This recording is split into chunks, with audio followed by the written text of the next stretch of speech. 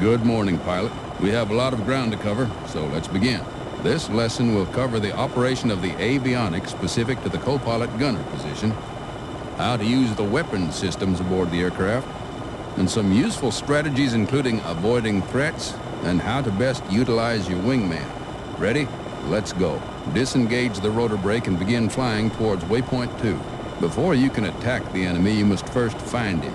The co-pilot gunner is responsible for spotting, identifying, and tracking enemy units. There is a variety of equipment available for the CPG to do this.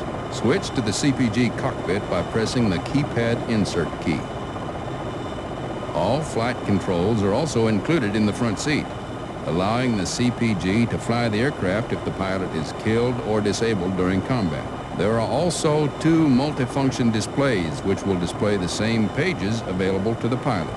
These MFDs are independent of the pilot's MFDs, so you can keep separate displays active in the front and back seat.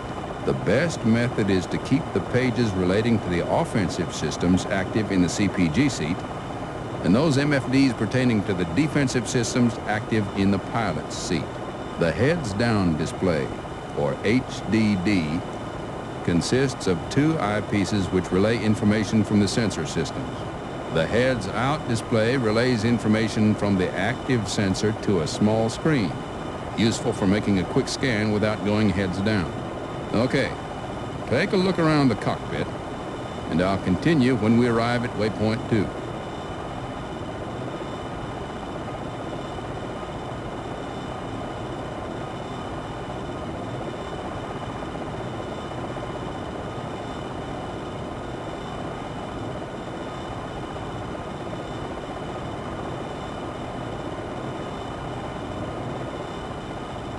Pull to a hover at waypoint 2.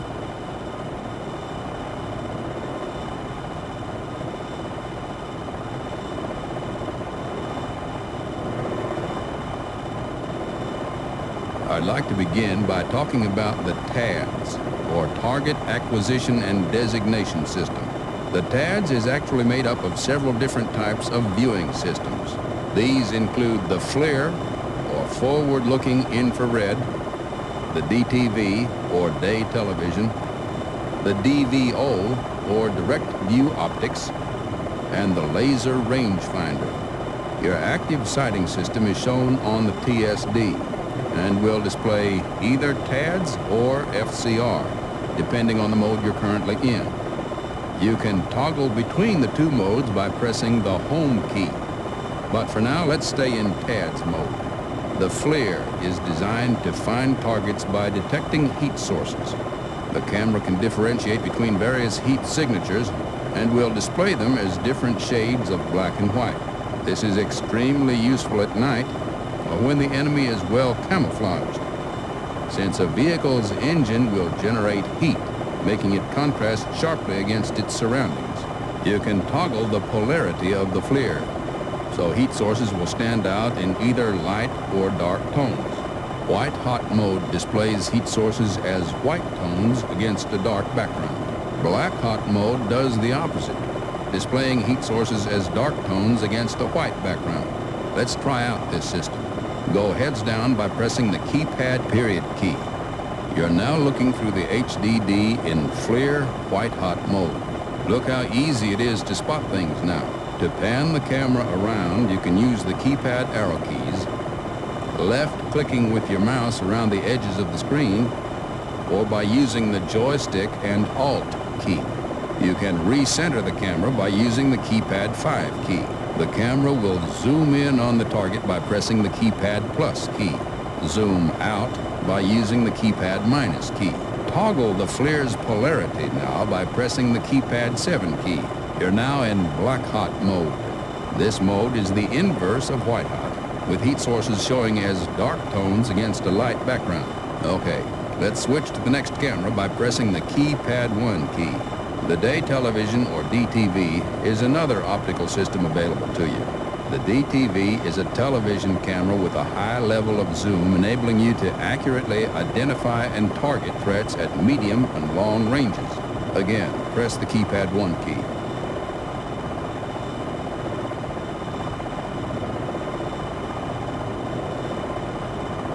press the keypad 1 key. The third system is known as DVO, or Direct View Optics. The DVO is a series of lenses which magnify an image coming in through the sensor system. This magnified image is then relayed to one of the eyepieces in the HDD. This system is best used to identify targets at medium ranges and will give a wider field of view than the other systems. Once you find a target, you'll need to provide range information to the weapon systems. The most accurate range-to-target information is provided by the laser designator. Let's go ahead and target one of the vehicles out in front of you. As potential enemy targets are spotted, they are added to a list. To select a target in this list, use the T key. To target the most dangerous threat, use the Alt-T key. You can target friendly vehicles by using the Y key. You can cycle backwards through all of these targets by using the Shift key along with whichever targeting key was used. Select a target by pressing the T key. Okay, now that you have an enemy targeted, take a look at the high-action display. The range to target information is displayed in kilometers. Since neither the laser or FCR are active, the method used to calculate that distance is called TADS triangulation. The distance is calculated by measuring the angles between the camera and the target. This is the least accurate method. Now, activate the laser designator by pressing the keypad Enter key.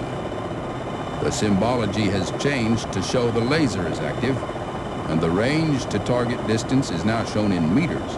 The flashing asterisk also indicates the laser is active. This is the most accurate way to determine the distance to a target. This method is called buddy lasing.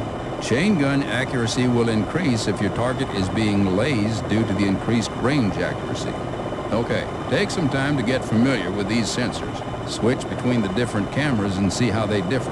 When you're done, fly to the next waypoint and pull to a hover on arrival.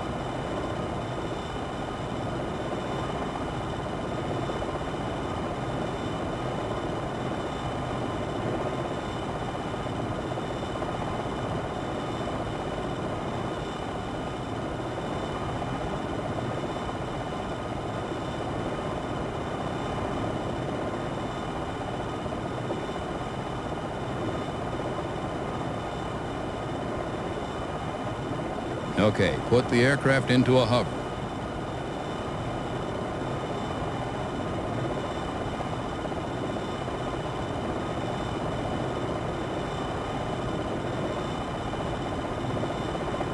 Come to a hover.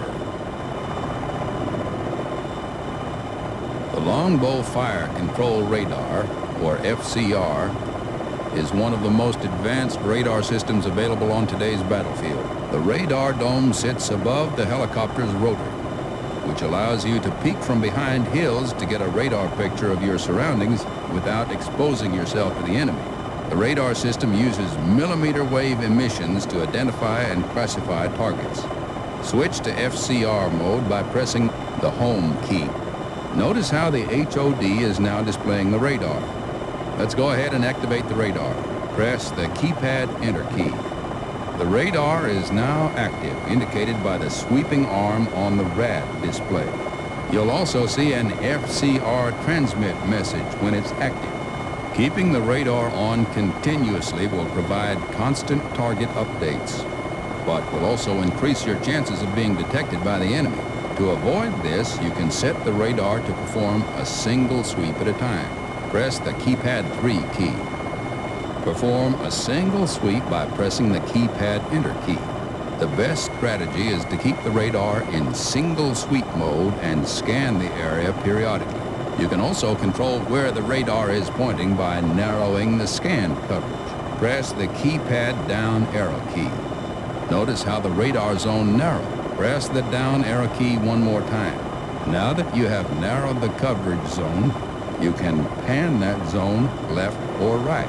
Press the keypad left arrow. Good. Now try panning to the right. Press the keypad right arrow key. Using a narrow scan coverage will send out the radar signals in a focused area, which will reveal your location to fewer enemy units, as well as providing faster radar updates. Once your radar starts finding targets, they are classified by type. And that information is displayed on the raw radar display and TSD. Each type of unit has a unique symbol. Tracked vehicles such as tanks appear as an H. Air defense units, including SAMs and AAA, appear as a triangle. Wheeled vehicles such as trucks show up as a circle. Helicopters will appear as a bow tie shape. Fixed-wing aircraft appear as a small airplane symbol. Targets the FCR cannot identify are shown as a square. Now, if you have line of sight to the target, its symbol will appear solid. If you lose line of sight, the symbol will become outlined. A very useful piece of equipment aboard the Longbow is called the C-scope. The C-scope incorporates some of the features of the FCR into the TADS sensors. Go ahead and switch to TADS mode. Press the home key. Let's go heads down. Press the C-scope takes the symbols from the TSD and will place them on top of the object seen through the TADS. This makes it very easy to identify distant targets. Let's move on to talk about the air-to-air radar. Its operation is very similar to the air-to-ground radar. Switch to the air radar by pressing the page up key. The air radar can cover a full 360-degree arc. However, like the ground radar, you can change the scan coverage to cover a more focused area. Press the keypad down arrow key. The display has become a semicircle. Try panning left using the keypad left arrow key. You can also set the air radar to perform single or continuous sweeps using the keypad 3 key. Okay, now that you know how to find targets, let's learn how to destroy them. Proceed to the next waypoint and pull to a hover on arrival.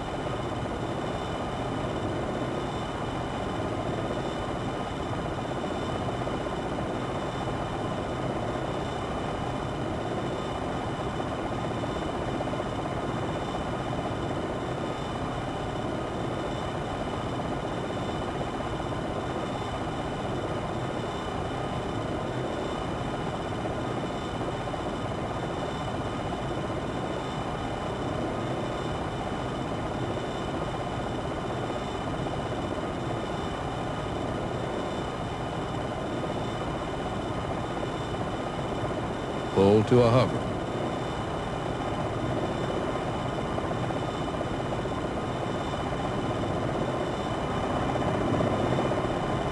The first weapon I'll talk about is the 30mm chain gun automatic cannon. The chain gun is most useful against soft targets, such as light vehicles and infantry, and is accurate to about 1 kilometer. Remember, its accuracy will improve if you're using the laser for ranging. Target one of the vehicles in front of you. Go ahead and fire on the target. Nice shot. Easy, huh? Once you've destroyed a target, the CPG will automatically switch to the next target in the list. Take some time to play around with the chain gun.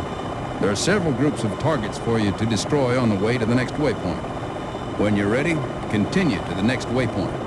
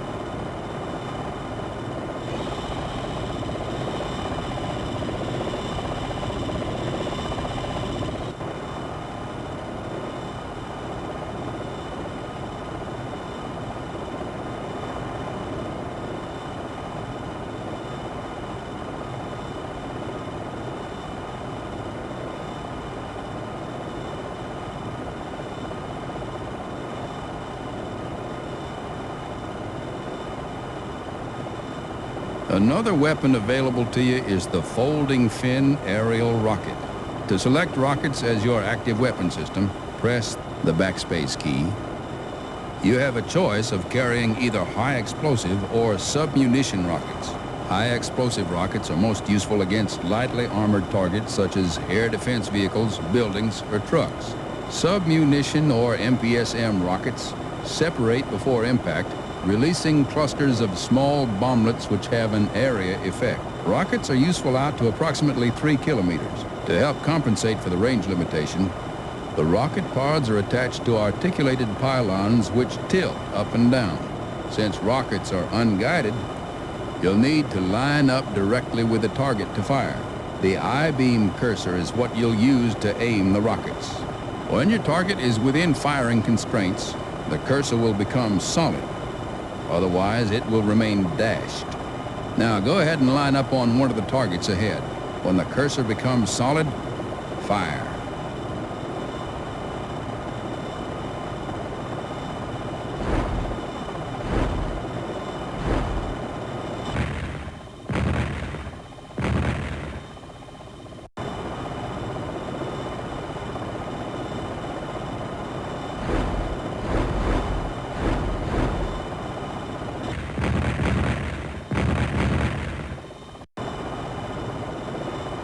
Looks like you missed. Keep launching until you destroy a target.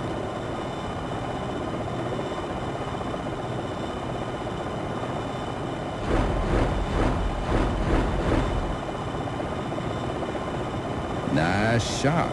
If your target is more than lightly armored, or if you're trying to cover a wider area, you can increase the number of rockets fired in each salvo. You have a choice of 1, 2, 4, 8, and 16 rockets fired per shot. To adjust the ripple rate, use the S key. The selected ripple rate is shown on the weapon MFD. Okay, fly around for a little while and test out the rocket system. When done, fly to the next waypoint.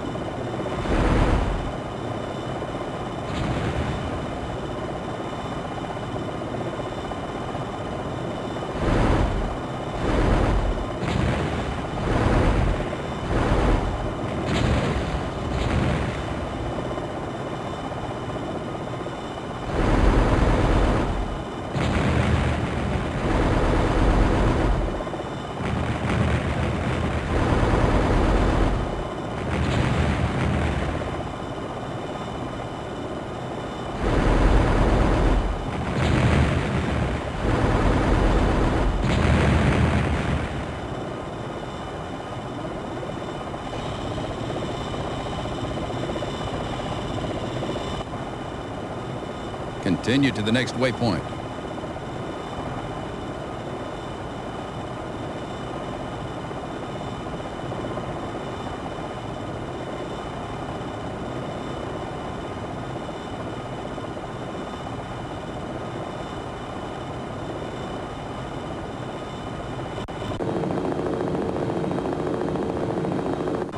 Pull the aircraft to a hover.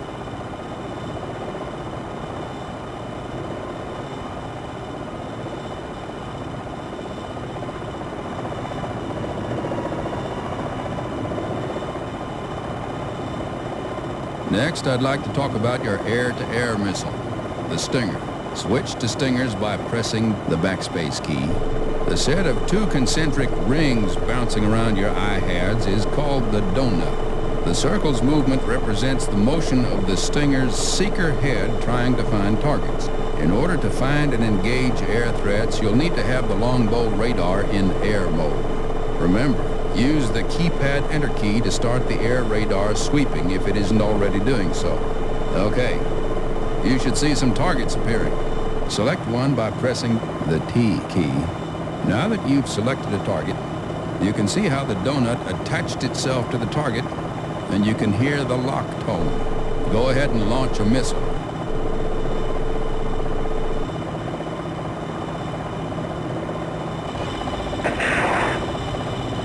Good job. Enemy helicopters can represent a significant threat, as they have the same ability to hide themselves that you do. Be wary in hilly areas and perform FCR scans for air threats with the same regularity you do for ground threats. Even though you only carry 4 Stingers, the chain gun is just as effective against helicopters as it is other vehicles. Go ahead and proceed to the next waypoint. There are several other air threats for you to engage on the way. Pull to a hover on arrival at the next waypoint.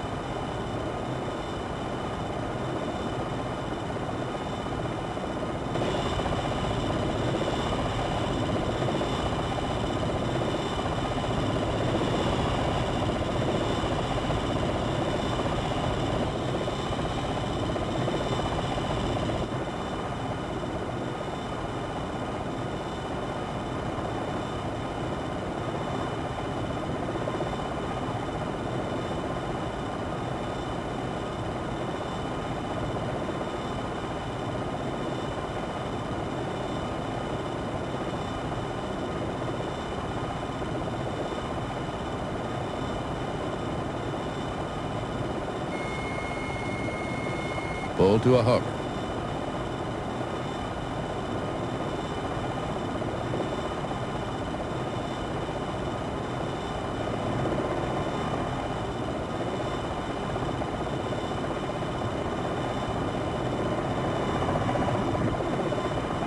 I'll now instruct you on how to use the weapon the Longbow was designed to deliver, the Hellfire missile.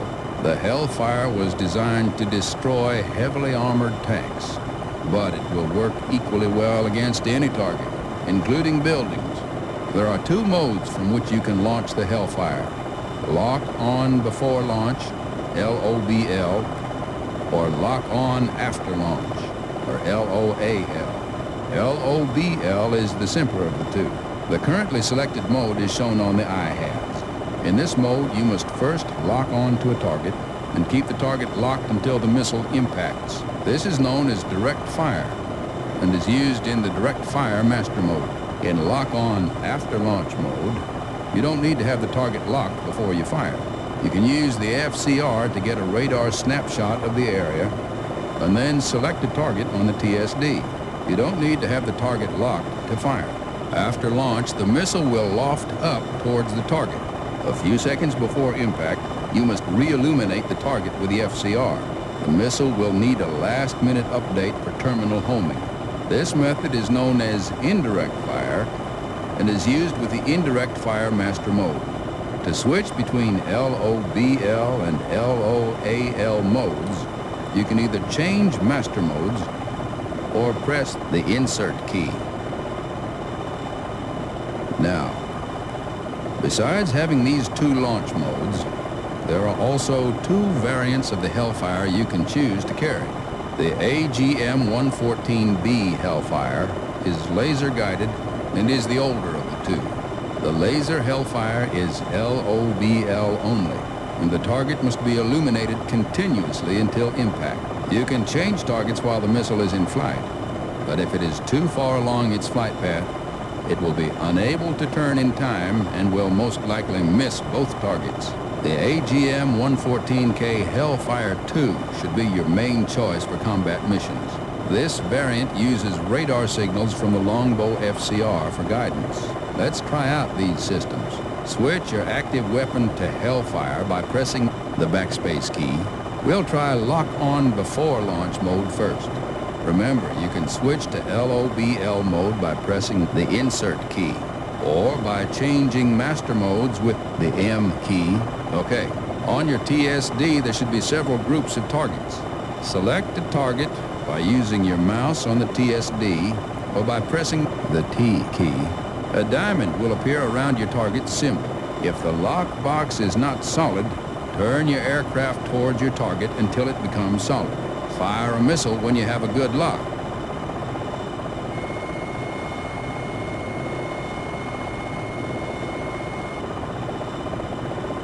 As I said before, you must keep your target locked for the duration of the missile's flight.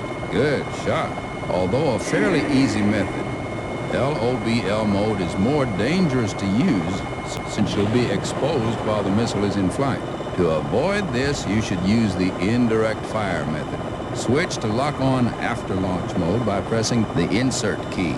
Notice how the missile constraint box is larger, reflecting the larger lock envelope for this mode. Okay, to effectively demonstrate how to use LOAL mode, I'd like to move to the next waypoint, which is located near a ridge line. This will give us the opportunity to use the terrain to mask ourselves and to perform a pop-up attack, the preferred method of attack for the Longbow. So far, we've learned how to find and attack the enemy. Another important aspect of combat aviation is avoiding detection. The easiest way to do this is to stay below the altitude threshold at which their radar can detect you. This is called flying nap of the earth. Low and slow should be how you fly all of your missions. Low so the enemy doesn't detect you. Slow so you have time to react to your environment. So let's try flying low. Real low.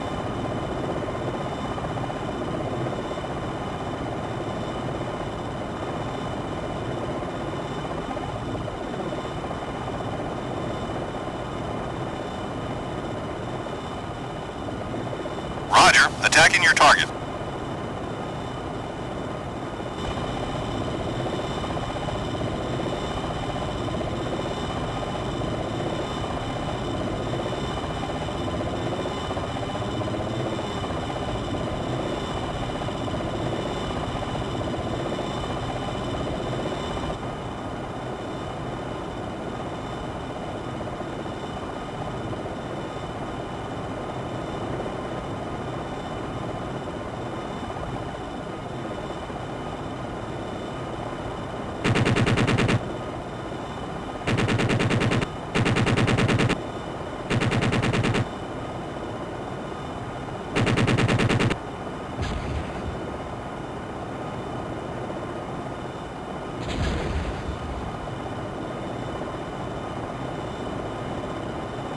Copy. Weapons hold.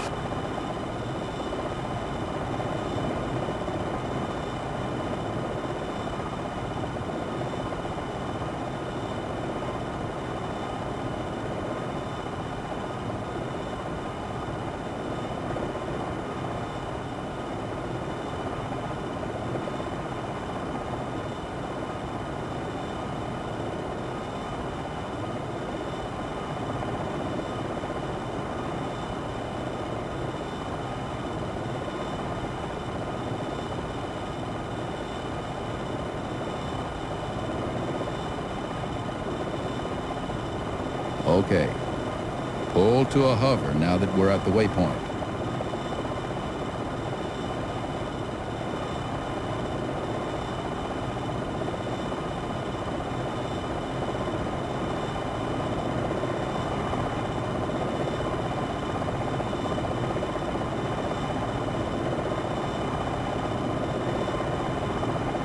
Okay. At this point, I'd like to begin discussing how to perform a coordinated attack. This will involve the use of indirect fire mode, as well as some cooperation from your wingman. Your wingman's job is to assist you during the mission with finding and attacking the enemy, as well as providing protection for you. There are several commands you can issue your wingman. To have him attack your current target, press the Control 3 key.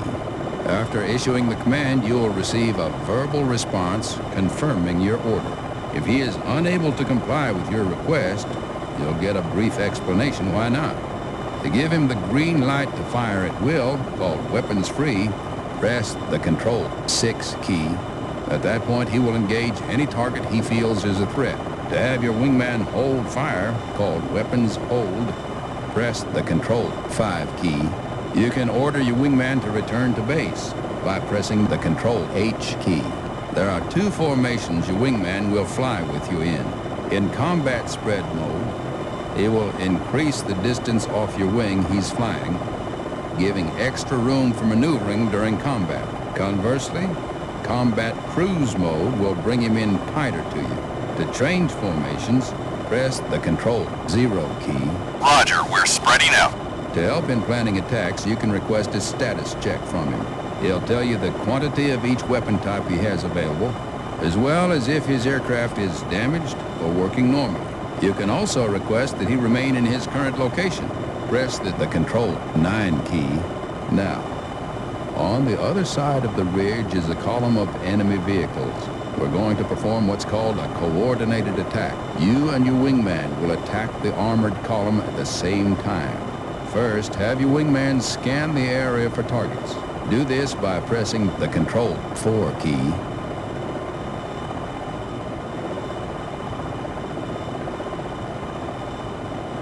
Order your wingman to scan for targets by pressing the Control 4 key.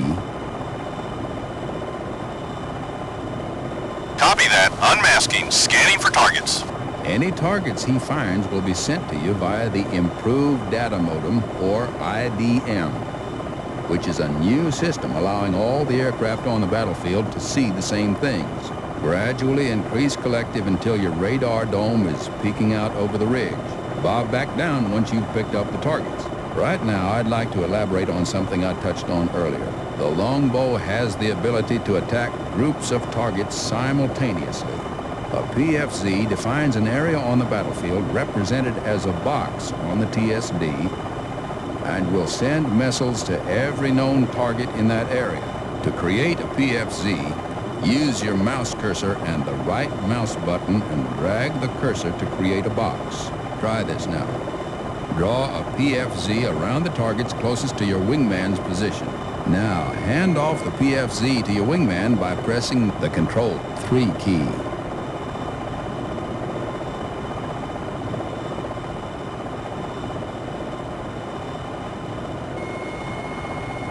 Send your wingman the PFZ by pressing the Control 3 key.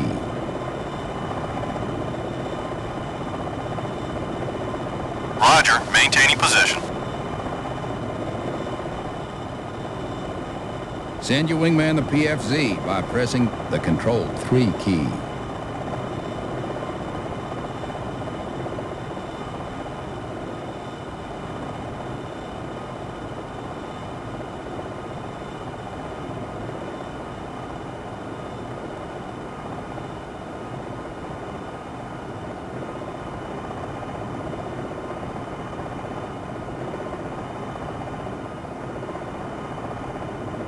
Send your wingman the PFZ by pressing the Control 3 key.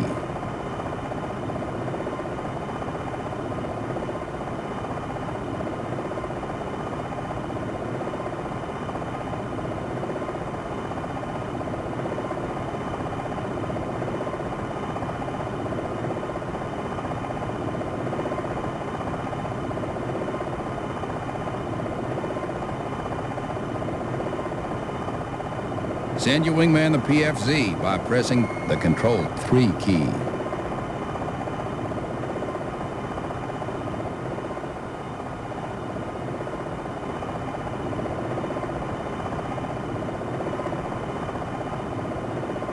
Copy that. Got your PFZ.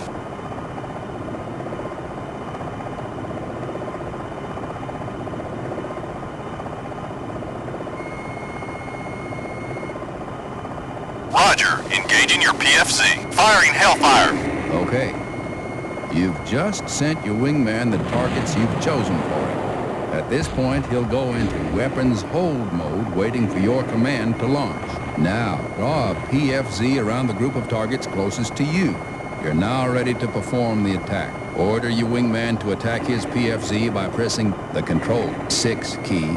He'll go into weapons free mode and will begin ripple firing Hellfires at the targets. Make sure the targets are within his missile range, otherwise he'll leave his position and move toward the targets until they're within range.